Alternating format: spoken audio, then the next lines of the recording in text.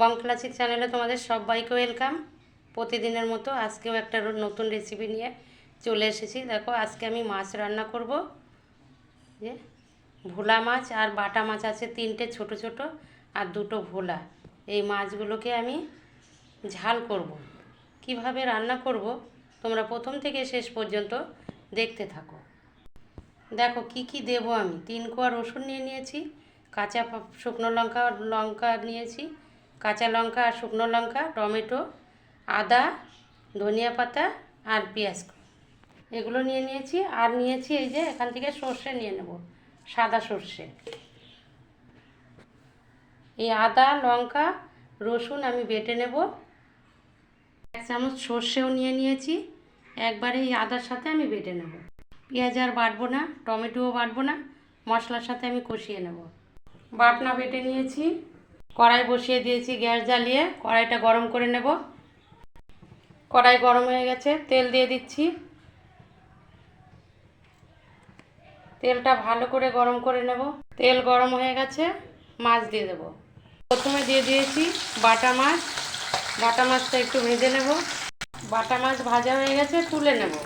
বাটা মাছ তুলে ভোলা মাছ দিয়ে দিয়েছি। এই মাছগুলো ভালো করে আমি ভেজে নেব।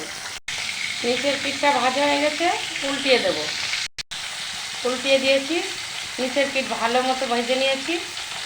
উপরের পিঠটাও আমি এবার দিয়ে দিয়েছি, নিচেই ভালো করে ভেজে নেব। মাছগুলো আরেকটু উল্টিয়ে দেব।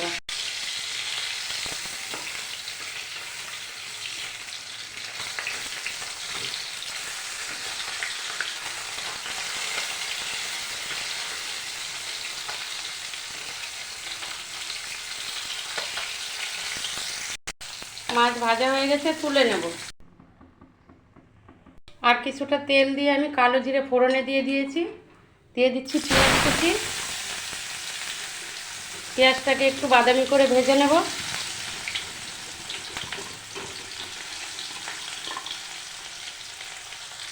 পেঁয়াজ ভেজে নিয়েছি, দিয়ে দিচ্ছি টমেটো কুচি। যে মশলাটা বেটে রেখেছিলাম মশলাটা দিয়ে দিচ্ছি। সামান্য পরিমাণে দিয়ে দিচ্ছি গোলমরিচের গুঁড়ো, জিরের গুঁড়ো দিয়ে দিচ্ছি,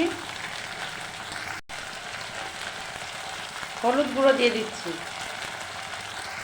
ভালো করে কষিয়ে নেব।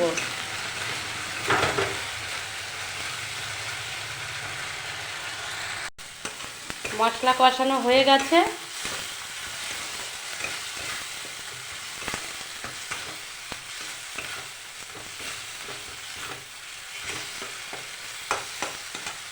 জল দিয়ে দিচ্ছি।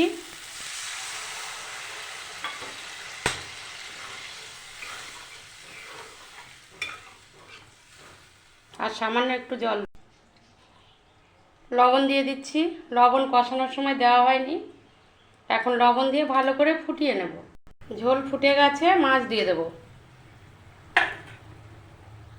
মাছ দিয়ে দিয়েছি, ভালো করে ফুটিয়ে নেব।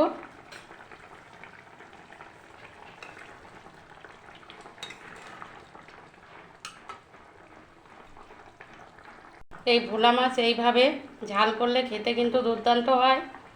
আর আমার রেসিপিগুলো যদি ভালো লাগে তোমাদের, তাহলে অবশ্যই চ্যানেলটিকে সাবস্ক্রাইব করে আমার পাশে থেকো। আমিও তোমাদের সবার পাশে থাকব। ভোলা মাছের ঝাল হয়ে এসেছে, আমি দিয়ে দিচ্ছি একটু সর্ষের তেল কাঁচা। এইভাবে সর্ষের তেল দিলে না খেতে কিন্তু আরও বেশি ভালো লাগে। আর দিয়ে দিচ্ছি ধনিয়া পাতা কুচি করে রেখেছিলাম, দিয়ে দিচ্ছি। একটু নাড়াচাড়া দিয়ে আমি নামিয়ে দেবো। এই ভোলা মাছটা কিন্তু কাঁচা মশলা দিয়ে পেঁয়াজ টিয়াজ সব কিছু দিয়ে কাঁচা তেল দিয়ে মেখে রান্না করলে সেটাও খুবই ভালো লাগে। সেটাকে ভাপা বলে। আমি এবার একটা ছোট্ট থালার মধ্যে ঢেলে নিচ্ছি।